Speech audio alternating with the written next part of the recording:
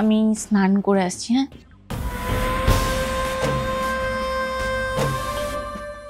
বিয়ের সবে এখনো 1 মাসও হয়নি, আর এর মধ্যে এই কথাটা বলা যায়?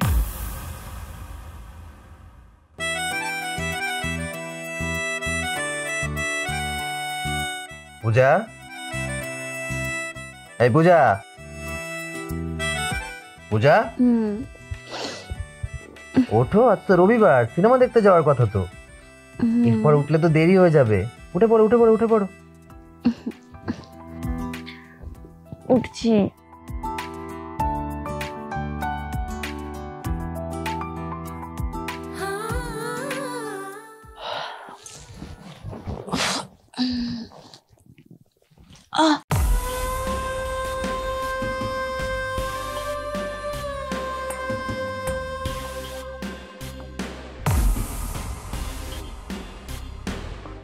কি গো, এখনো ওঠোনি? এরপর গেলে তো দেরি হয়ে যাবে, যাবে না নাকি? যাওয়ার ইচ্ছে নেই? স্বর্ণ, বলছিলাম আজ না গিয়ে আমরা অন্যদিন যাই। আসলে আজ না ঠিক ইচ্ছে করছে না। ওকে, সেটা কোনো সমস্যা নয়। আচ্ছা ঠিক আছে, তুমি এক কাজ করো, আমি কফি বানাই, তুমি একটা কফি খাও, দেখো কমপ্লিটলি ফ্রেশ লাগবে। কেমন? আমি কফিটা বানাচ্ছি, তুমি তাড়াতাড়ি এসো। ওকে।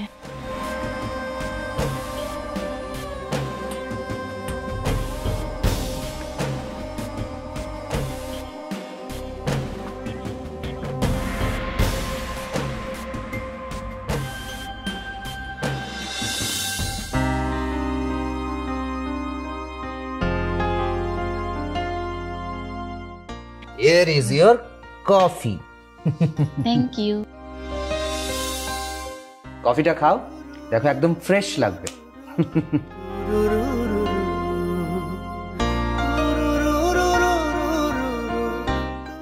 বলছি শোনো না, আজকে তো সানডে, আজ তো সিনেমা দেখতে যাওয়া হলো না। একটা কাজ করো, আজকে তুমি সর্ষে দিয়ে সুন্দর করে ইলিশ মাছ রান্না করো, দুপুরবেলা জমিয়ে খাওয়া যাবে। হ্যাঁ, কি বলো? হ্যাঁ, ওই দেখো বিস্কিটের কৌটোটাই তো আনিনি, একটু বিস্কিটের কৌটোটা নিয়ে এসো না প্লিজ। যাচ্ছি।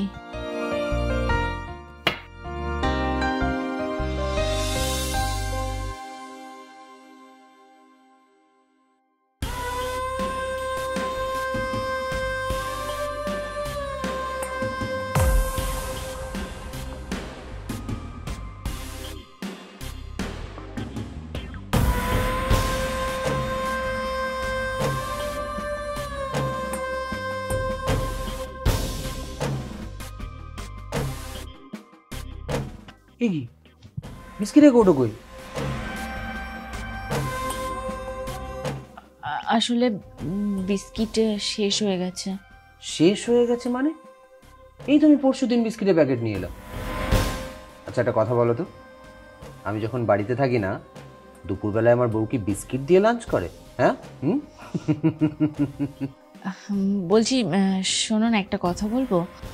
বলো। বলছি আজকের খাবারটা একটু বাইরে থেকে অর্ডার করে দেবে? আসলে আজকে না রান্না করতে ইচ্ছা করছে না।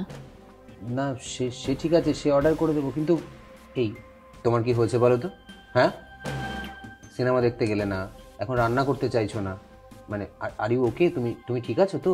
হ্যাঁ হ্যাঁ, একদম ঠিক আছে, আমি একদম ঠিক আছি, শুধু আজকে জাস্ট একটু ইচ্ছা করছে না। বুঝতে পেরেছি, আসলে সদ্য সদ্য বিয়ে হয়েছে তো, তোমার বাড়ির জন্য মন খারাপ করছে, তাই না?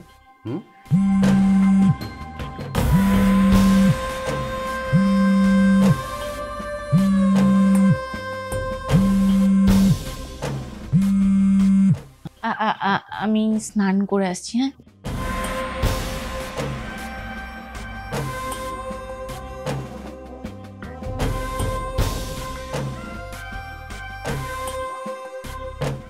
না না মা, বলিনি এখনো বলতে পারিনি। এত তাড়াতাড়ি কি করে বলবো?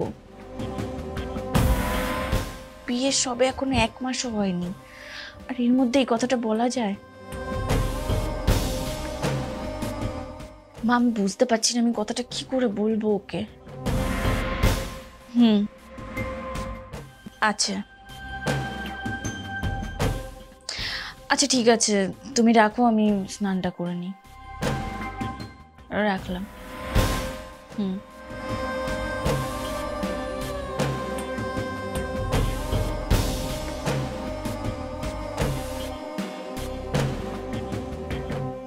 পূজা, এই পূজা তাড়াতাড়ি এসো, খাবার বেড়েছি।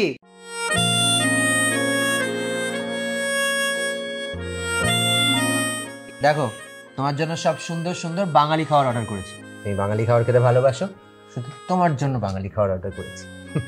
চলো শুরু করো, খেয়ে নাও খেয়ে নাও খেয়ে নাও। বলছি স্বর্ণ, একটা কথা বলবো? কি কথা?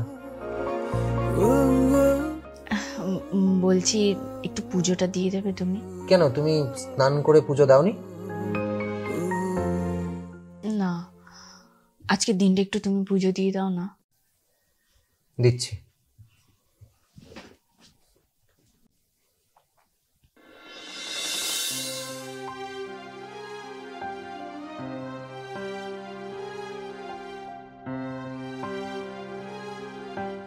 এবার আমাকে বলতেই হবে। কাল থেকে চেপে চেপে রেখেছি, ভেবেছিলাম আছে, কিন্তু এখন তো দেখছি সবটাই শেষ। তোর বাবা, কি যে করবো কিছুই বুঝতে পারছি না। বিয়ের পর প্রথমবার, লজ্জায় তো বলতেই পারছি না। কি ব্যাপার, ওখানে বসে বসে কি ভাবছো? এই তোমার কোনো পুরনো বয়ফ্রেন্ডের কথা ভাবছো না তো? যা, কি কি যে বলো না তুমি। দাঁড়াও।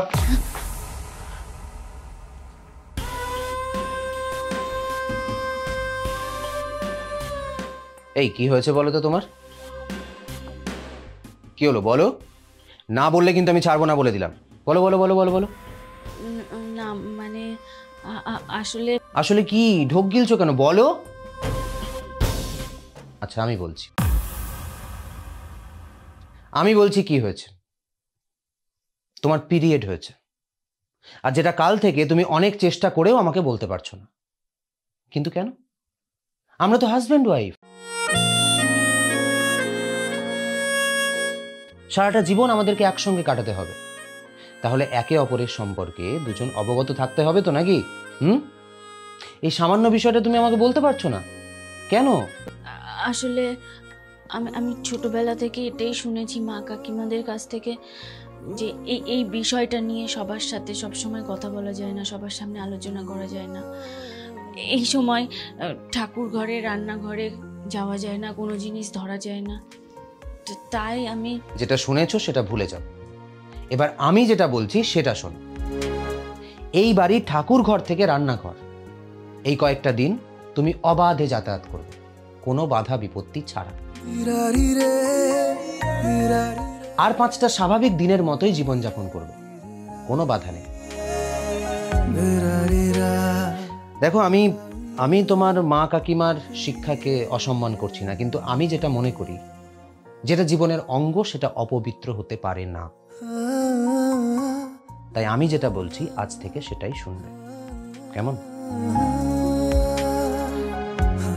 আমি কালকেই বুঝতে পেরেছিলাম, কিন্তু আমি তোমাকে বলিনি, কারণ আমি অপেক্ষা করছিলাম যে তুমি কখন আমাকে বলো।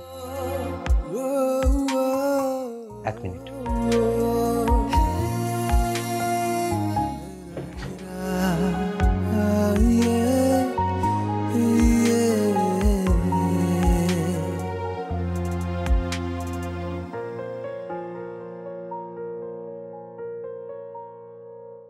আজ থেকে আমরা বন্ধু হলাম। I love you. I love you too. Now